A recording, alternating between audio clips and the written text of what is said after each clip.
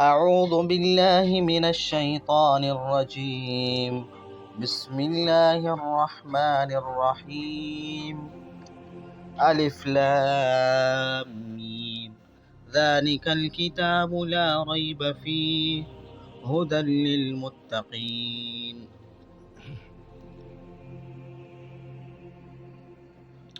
سامعین محترم، السلام علیکم ورحمۃ اللہ وبرکاتہ۔ آج کے درس میں انشاءاللہ العزیز سورہ بقرہ کی ابتدائی آیات کا ترجمہ اور تفسیر ہوگا۔ الف لام میم، راجح قول کے مطابق اللہ اعلم بمرادہ، کہ اس کے مراد کو اللہ ہی زیادہ جانتے ہیں۔ ذالک الکتاب لا ریب فیہ، یہ کتاب ایسی ہے کہ اس میں کوئی شک نہیں۔ ھدی للمتقین، یہ ہدایت ہے ڈر رکھنے والوں کے لیے۔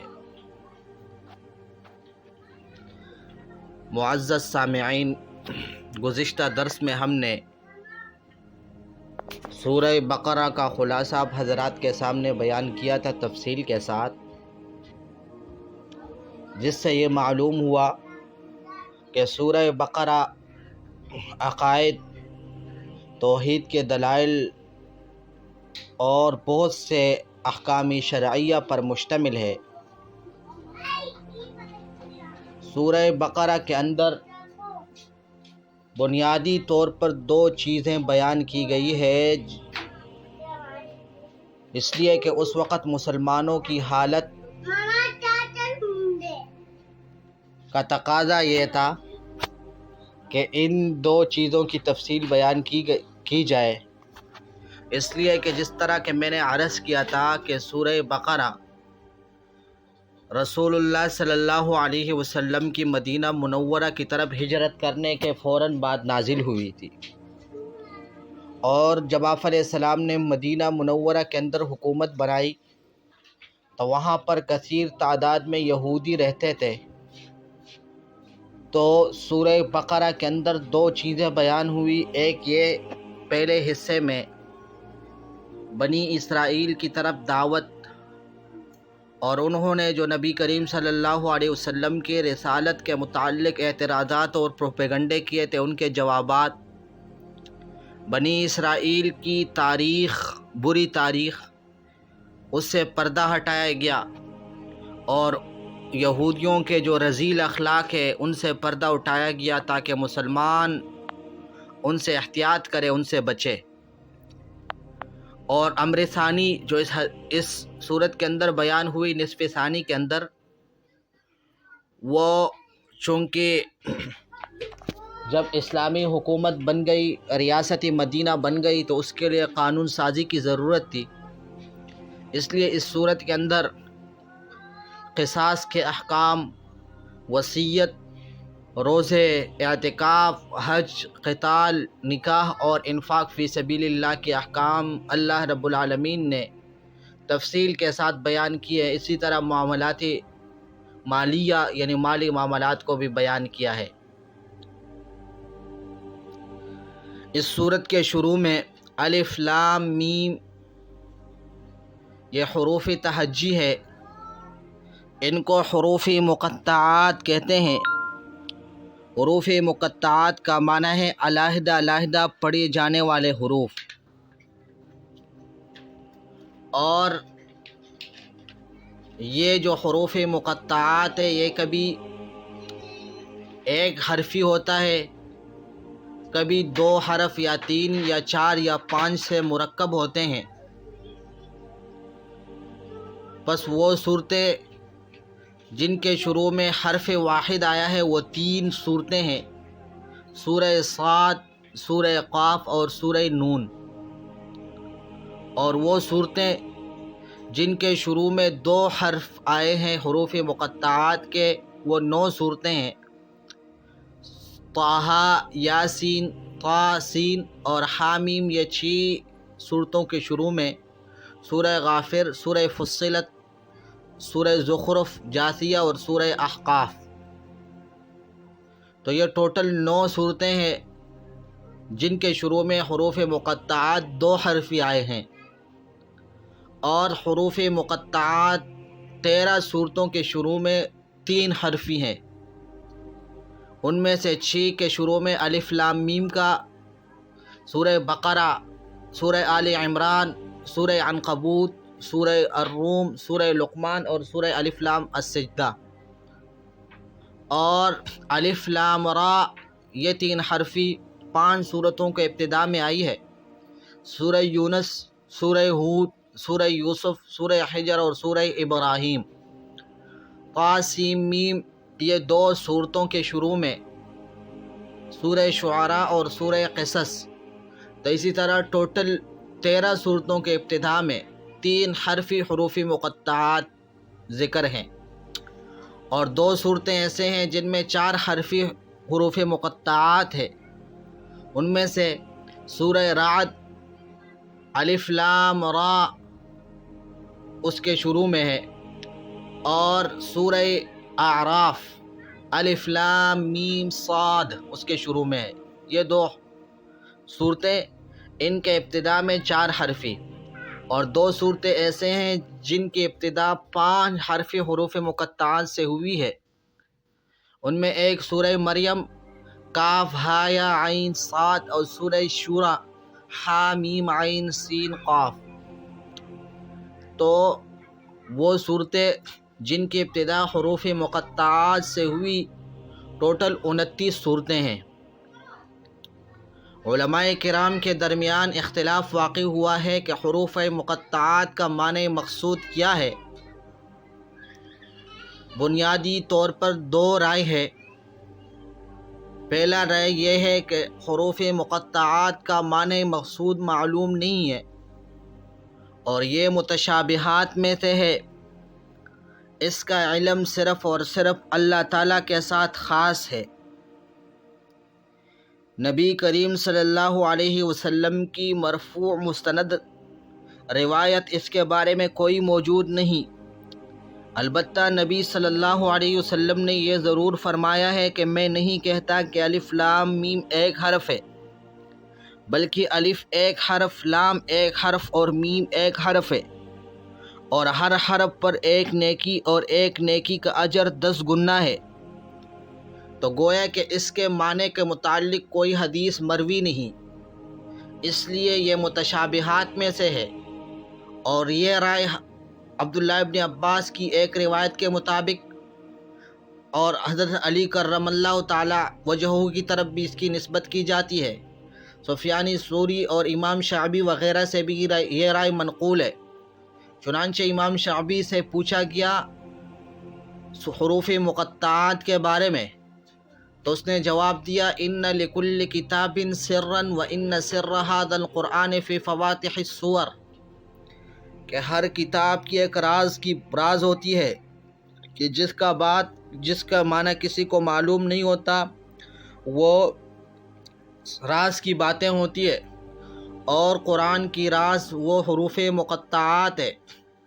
حضرت عبداللہ ابن عباس سے بھی مروی ہے کہ عجزت العلماء عن ادراکہا، کہ علماء کرام اس کے معنی سمجھنے سے عاجز ہے۔ حضرت علی سے مروی ہے، وہ فرماتے ہیں کہ ان لکل کتاب صفوۃ وصفوۃ ھذا الکتاب حروف التہجی، کہ ہر کتاب کی خاص الفاظ ہوتے ہیں، وہ خاص ہوتے ہیں، اور اس کتاب کے خاص جملے اور الفاظ وہ حروف تہجی اور حروف مقطعات ہیں۔ امام شعبی کے ایک روایت اور ہے، سر اللہ فلا تطلبوہ، یہ اللہ تعالیٰ کی راز کی باتیں ہیں، اس کو طلب نہ کرو۔ اس رائے پر اعتراض وارد ہوتا ہے کہ جب حروف مقطعات کا معنی کسی کو معلوم نہیں، یہ متشابہات میں سے ہے، تو پھر ان کے ذریعے سے بندوں کو خطاب کرنا، یہ تو محمل کے ذریعے سے خطاب کرنا ہے، محمل بے معنی کلام کے ذریعے سے خطاب کرنا ہے۔ اور اس کی مثال تو ایسی ہے جیسا کہ کوئی آدمی عجمیوں کے سامنے عربی میں کلام کرے اور وہ سامنے مخاطب عربی کو نہ سمجھے۔ تو اس کا جواب یہ دیا گیا ہے، ایک کہ یہ الفاظ یہ جو کہا جاتا ہے کہ اس کا معنی مقصود معلوم نہیں ہے، تو افہام تمام لوگوں سے نفی مقصود نہیں ہے، بلکہ رسول اللہ صلی اللہ علیہ وسلم کو اس کا مراد معلوم تھا، اس لیے کہا سر اللہ، یہ اللہ کا راز ہے جو اللہ اور اس کے رسول کے درمیان ہے۔ اللہ کے رسول صلی اللہ علیہ وسلم کو اس کا معنی معلوم تھا، اس لیے محمل کے ساتھ کلام نہیں ہوا۔ اور بعض حضرات کہتے ہیں کہ یہ اللہ رب العالمین نے الف لام میم اس لیے نازل کیا کہ تاکہ بندوں کے سامنے اپنے عجز اور بے بسی سامنے آ جائے اور اپنے عجز کا اعتراف کر لے، اور جب وہ اس کی تلاوت کریں گے تو تلاوت کرنے کی وجہ سے ان کو ثواب ملے گا، جس طرح کہ ترمذی شریف کی حدیث میں نے آپ کو بیان کر دی۔ بہرحال یہاں پر اس رائے کے متعلق بہت سارے مباحث ہیں جن کے یہاں پر ذکر کرنے کی گنجائش نہیں ہے۔ دوسری جو بنیادی رائے ہے اس حوالے سے وہ یہ ہے کہ اس کا معنی مقصود وہ معلوم ہے اور یہ متشابہات میں سے نہیں ہے، اس کا علم اللہ کے ساتھ خاص نہیں ہے۔ اب اس رائے والے ان کے درمیان اختلاف ہو گیا کہ اس کا معنی مقصود کیا ہے، تو بہت سارے اقوال ہیں جن میں اہم ترین اقوال نمبر 1 کہ یہ حروف یہ صورتوں کے نام ہے، اس لیے کہ رسول اللہ صلی اللہ علیہ وسلم کا ارشاد ہے من قرأ حامیم السجدہ حفظ الی ان یصبح، جو حامیم اور السجدہ کی تلاوت کرتا ہے اس کی صبح تک حفاظت ہو جاتی ہے۔ اب یہاں پر آپ علیہ الصلوۃ والسلام نے سورت کو حامیم سجدہ کہا، تو اس سے معلوم ہو گیا کہ یہ سورتوں کے نام ہیں، اور بعض سورتیں وہ ان حروف مقطعات کے نام سے مشہور بھی ہے، مثلا سورہ یاسین، سورہ طٰہٰ، سورہ الف لام میم السجدہ، تو اس لیے اس سے معلوم ہو گیا کہ یہ سورتوں کے نام ہے۔ بعض حضرات نے کہا ہے کہ یہ حروف صورتوں کے ابتداء میں اس لیے ذکر کیا جاتے ہیں تاکہ اس بات پر دلالت ہو جائے کہ سابقہ صورت ختم ہو گئی اور نئی صورت شروع ہو گئی، یہ بعض حضرات کی رائے ہے۔ اور بعض حضرات نے کہا کہ حروف مقطعہ ان میں سے بعض اللہ تعالیٰ کے اسماء اور بعض اللہ تعالیٰ کی صفات ہیں، مثلا الف لام میم یہ اصل میں ان اللہ اعلم تھا، اور بعض حضرات نے اس کو اسم اعظم کہا ہے۔ اس کے علاوہ بھی کثیر اقوال ہے، لیکن تمام اقوال ضعف سے خالی نہیں۔ علامہ سیوطی نے اتقان میں تقریباً 20 اقوال سے زیادہ ذکر کیے ہیں، اور جو سب سے صحیح اور راجح قول ہے وہ یہ ہے کہ حروف مقطعات جو صورتوں کے ابتداء میں ذکر ہے، تو اس کے ذریعے سے اللہ رب العالمین نے مشرکین کو چیلنج دیا ہے کہ دیکھیں یہ جو کلام اللہ ہے، یہ کلام اللہ یعنی قرآن، یہ انہی حروفی تہجی سے بنا ہوا اور مرکب ہے جن سے تم اپنا کلام مرکب کرتے ہو، لیکن پھر بھی تم اس جیسی کوئی ایک صورت لانے سے عاجز ہے۔ تو یہ اس بات کی دلیل ہے قرآن کریم فصاحت اور حکمت کے اس مرتبے پر فائز ہے کہ اس قرآن کے فصاحت اور حکمت کے سامنے دنیا کے تمام فصحاء اور بلغاء وہ عاجز اور بے بس ہے۔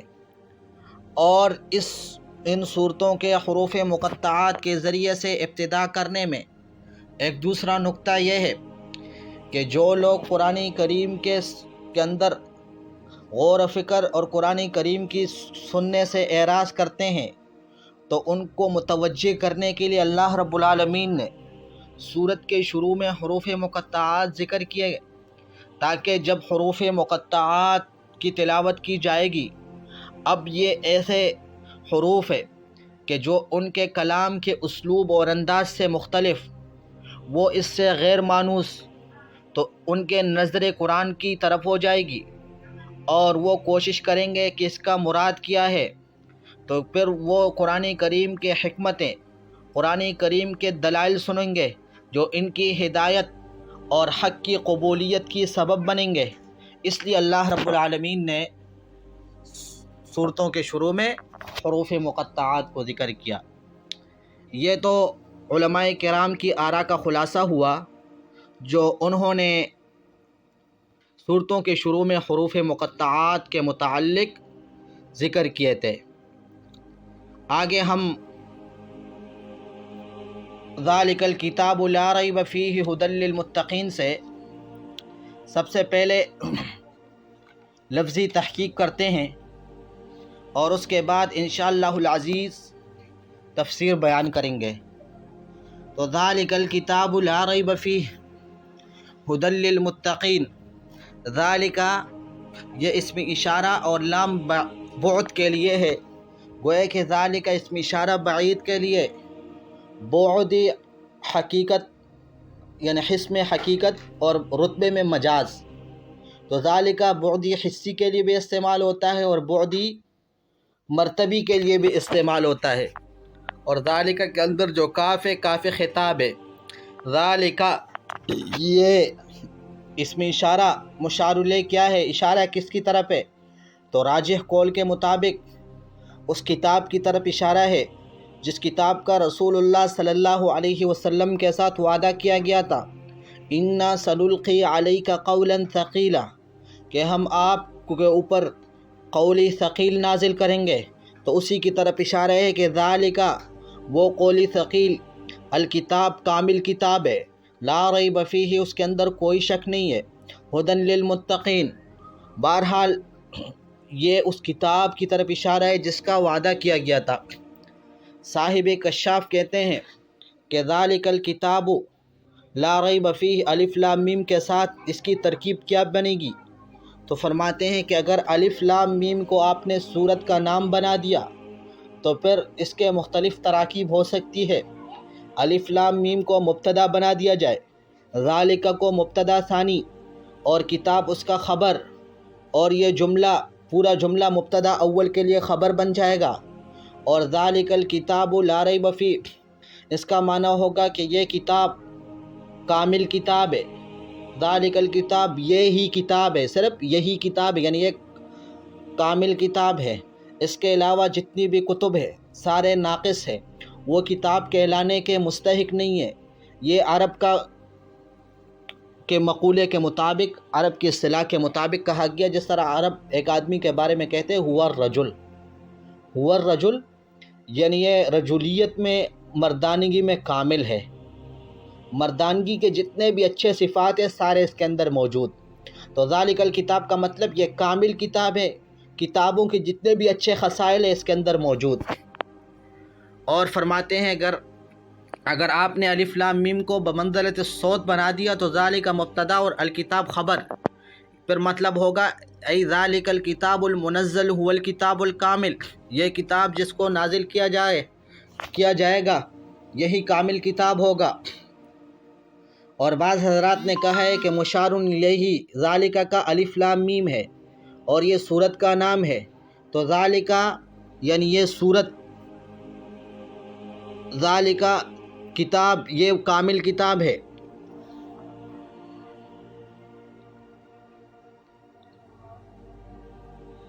اس کے بعد الکتاب کی لغوی تحقیق۔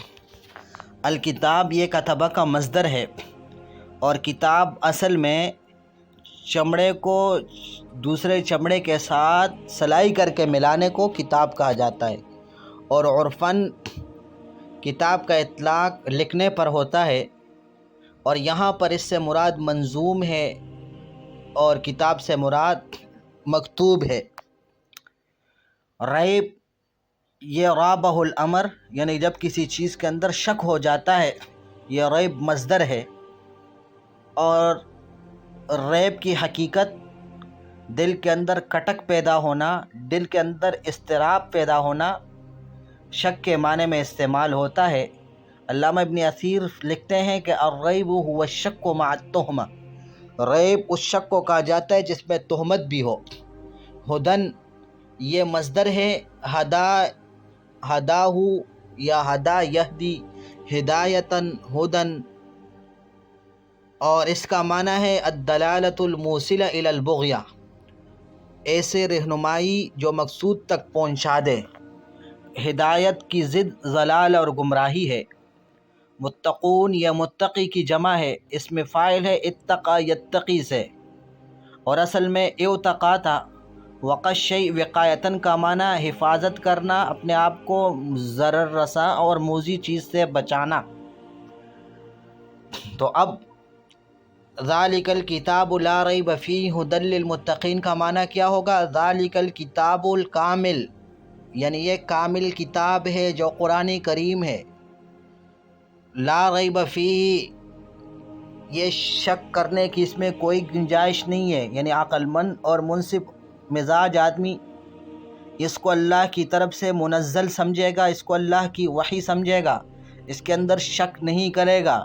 ھدی للمتقین، اور یہ متقین اور پرہیزگاروں کے لیے ہدایت اور رہنمائی ہے۔ وہ لوگ جو اپنے آپ کو ہر ناپسندیدہ فعل اور قول سے بچاتے ہیں اور موذی چیز سے اپنے نفسوں کو محفوظ رکھتے ہیں۔ یہاں پر ذالک الکتاب لا ریب فیہ، ذالک اسم اشارہ بعید کے لیے، جس طرح میں نے وضاحت کر دی لفظی تحقیق میں، تو قرآن کی اندر بعید کے لیے اسم اشارہ کیوں استعمال کیا گیا؟ اس لیے کہ بعد سے مراد بعد حسی مراد نہیں ہے، بلکہ بعد مرتبی مراد ہے۔ یعنی مطلب یہ ہے قرآن کریم کا مرتبہ بلند ہے، اس لیے قرآن کی طرف اشارہ بعید کا استعمال کیا گیا۔ اگر قرآن کریم کو تراکیب کے اعتبار سے دیکھا جائے تو تراکیب کے اعتبار سے بھی اس کا مرتبہ بلند، اس لیے قرآن کریم بلغاء کے لیے معجز ہے۔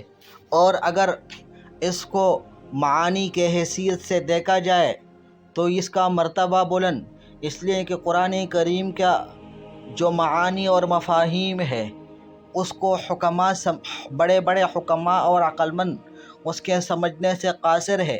اگر قرآن کریم کو قصے اور تاریخ بیان کرنے کی حیثیت سے دیکھا جائے تو قرآن کریم نے جو ماضی کے قصے بیان کیے ہیں تو سچے قصے بیان کیے اور انتہائی باریک بینی کے ساتھ بیان کیے۔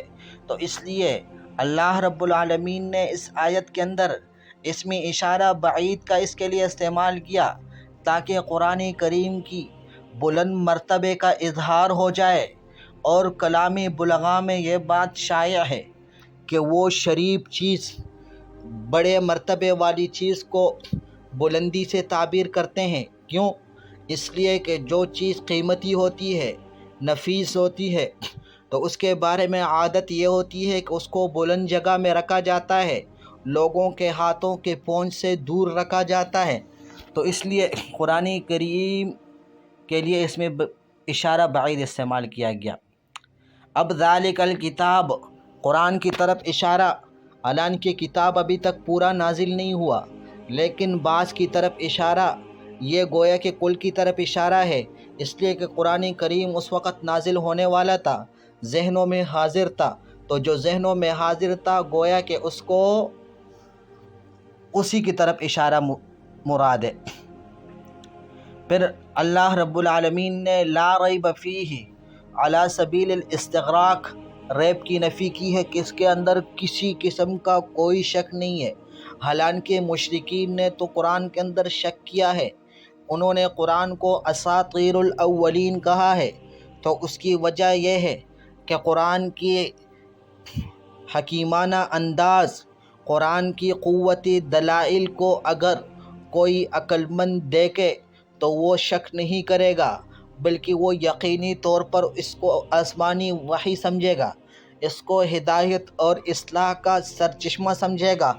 بس یہ جملہ لا ریب فیہ، یہ ریب کی نفی ان لوگوں سے کرتی ہے جو قرآن کے اندر غور و فکر کرتے ہیں، اور جو لوگ قرآن کے اندر شک کرتے ہیں تو در حقیقت انہوں نے قرآن کے اوپر صحیح طریقے سے توجہ نہیں کیا، توجہ سے قرآن کو سنا نہیں، بصیرت کے ساتھ قرآن کو پڑھا نہیں، قلبی سلیم کے ساتھ قرآن کے اندر غور و فکر نہیں کیا۔ پھر اللہ رب العالمین نے لا ریب فیہ اس جملے کو ھدی للمتقین پر مقدم کر دیا، اس لیے کہ جب یہ کہا جائے کہ لا ریب فیہ قرآن کریم کے اندر کوئی شک نہیں، تو لوگوں کے دل مطمئن ہو جائیں گے، تو جب مطمئن ہو جائیں گے تو پھر وہ قرآن سے آسانی سے ہدایت حاصل کر لیں گے۔ ھدی للمتقین، قرآن کے مقاصد اور اس کے ہدایات کے لیے ان کے دلوں کو اطمینان حاصل ہو جائے گا۔ اور پھر اللہ رب العالمین نے جو لا ریب فیہ اس جملے کو ماقبل پر عطف نہیں کیا، یہ نہیں فرمایا کہ ذالک الکتاب ولا ریب فیہ وھدی للمتقین، بغیر عطف کے کمال اتصال کے لیے اس لیے کہ ذالک الکتاب یہ جملہ قرآن کریم کی کمال بیان کرتی ہے کہ قرآن کریم کامل کتاب۔ لا ریب فیہ یہ قرآن کریم سے ریب کی نفی کر رہی ہے، تو ان دونوں کے درمیان کمال اتصال ہے، یعنی کامل اتصال موجود ہے، اس لیے کہ جو کتاب کامل کتاب ہوتی ہے وہی کتاب اس کے اندر کوئی شک نہیں ہوگی، تب وہ کامل بنے گی۔ تو دونوں کے درمیان کامل اتصال ہے، اس لیے کامل اتصال ہونے کی وجہ سے درمیان میں حرف عطف کو ذکر نہیں کیا گیا۔ پھر فرمایا ھدی للمتقین کہ متقین اور پرہیزگاروں، ڈر رکھنے والوں کے لیے ہدایت ہے۔ حالانکہ قرآن کریم صرف ہدایت متقین کے لیے نہیں ہے بلکہ دوسرے لوگوں کے لیے بھی ہدایت ہے۔ تو اصل بات یہ ہے قرآن کریم کے ہدایت سے فائدہ حاصل کرنے والے وہ متقین ہوتے ہیں، اور دوسرے لوگ وہ فائدہ نہیں حاصل کر سکتے۔ اس لیے اللہ تعالیٰ نے دوسری جگہ پر ارشاد فرمایا، قل کہہ دیجئے پیغمبر، ھو للذین آمنوا ھدی وشفاء، کہ یہ قرآن ان لوگوں کے لیے جو ایمان لائے ان کے لیے ہدایت اور شفا ہے۔ والذین لا یؤمنون فی آذانہم وقر وہو علیہم عمی، اور وہ لوگ جو قرآن پر ایمان نہیں لاتے، اللہ کی ذات پر ایمان نہیں لاتے، تو ان کے دلوں میں، ان کے کانوں میں بہرا پن ہے، اور یہ قرآن ان کے اوپر گویا کہ مزید ان کے اندھے پن میں اضافہ کرنے کا باعث بنتا ہے۔ تو ھدی للمتقین کا مطلب یہ ہے کہ متقین کی ہدایت میں قرآن کے ذریعے سے اضافہ ہو جاتا ہے۔ چنانچہ اللہ تعالیٰ دوسری جگہ پر فرماتے ہیں والذین اہتدوا زادہم ھدی وآتاہم تقواہم، کہ جو ہدایت یافتہ ہے تو قرآن کے ذریعے سے ان کے ہدایت میں اضافہ ہو جاتا ہے۔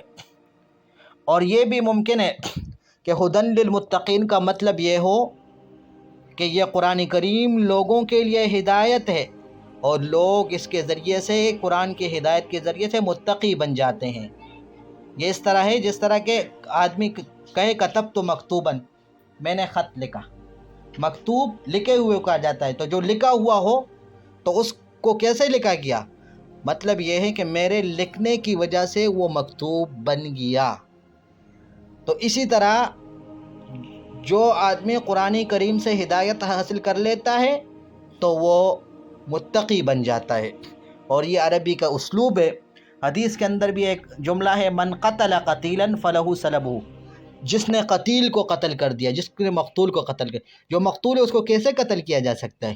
اس کا مطلب یہ ہے کہ اس کے قتل کی وجہ سے وہ قتیل بن گیا، اس کے فعل کی وجہ سے وہ قتیل بن گیا۔ تو ھدی للمتقین کا مطلب بھی یہ ہے کہ قرآن کی ہدایت کی وجہ سے لوگ متقی بن جاتے ہیں۔ صاحب کشاف فرماتے ہیں کہ ھدی للمتقین یہ مرفوع ہے اور مبتدا محذوف کا خبر ہے، اور یا یہ ہے کہ لا ریب فیہ کے ساتھ مل کر ذالک کا خبر ہے۔ اور صحیح بات یہ ہے کہ الف لام میم ذالک الکتاب لا ریب فیہ ھدی للمتقین، اس کو ہر ایک کو مستقل جملہ بنا دیا جائے تو الف لام میم ایک جملہ ہوگا، ذالک الکتاب دوسرا جملہ، لا ریب فیہ تیسرا جملہ، اور ھدی للمتقین یہ چوتھا جملہ۔ اور اس صورت میں اس کلام کے اندر بلاغت بھی زیادہ ہوگی اور ایک دوسرے کے ساتھ مناسبت بھی بہترین ہوگی۔ وہ اس طور پر کہ الف لام میم کے اندر اللہ رب العالمین نے یہ بیان کر دیا کہ قرآن کریم ایک ایسا کلام ہے متحدی بھی، جس کے ذریعے سے لوگوں کو چیلنج دیا گیا، اور پھر فرمایا ذالک الکتاب، یہ کتاب کامل کتاب ہے، کمال کے درجے پر فائز ہے۔ تو یہ ذالک الکتاب یعنی یہ دوسرا جملہ، یہ پہلے جملے کا کیا ہو گیا؟ تاکید ہو گیا۔ متحدی بھی ہے، یعنی اس کے ذریعے سے لوگوں کو چیلنج دیا گیا، اس لیے ذالک الکتاب یہ کامل کتاب ہے۔ یہ سابقہ جملے کے مزید تاکید ہے۔ اور پھر فرمایا کہ ہدن لا ریب فیہ، اس کے اندر کوئی شک نہیں ہے، تو یہ کمال کی مزید تاکید ہے کہ کامل کتاب ہے، اور کمال کی مزید تاکید فرمائے کہ اس کے اندر کوئی شک نہیں ہے۔ اور پھر فرمایا ہدن للمتقین، کہ یہ متقین کے لیے ہدایت ہے، اس لیے کہ جب اس کے اندر کوئی شک نہیں ہے، یہ حق کتاب ہے، تو ظاہر سی بات ہے کہ متقی اور پرہیزگار لوگ اور مومن اسی کتاب سے ہدایت اور رہنمائی حاصل کریں گے۔ صحیح۔ السلام علیکم ورحمۃ اللہ وبرکاتہ، وآخر دعوانا ان الحمد للہ رب العالمین۔